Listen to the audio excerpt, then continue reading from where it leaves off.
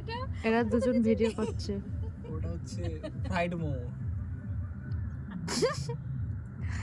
একটা বিষয় হলে করবে না। দেখাচ্ছ?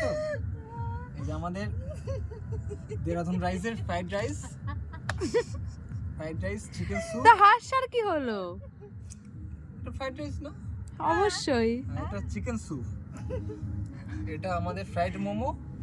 আর এই যে এটা মটন কষা। ও হাঁসটা কেন? মটন কষা। আচ্ছা বনফায়ার ওখানে, বনফায়ারটা দেখাও।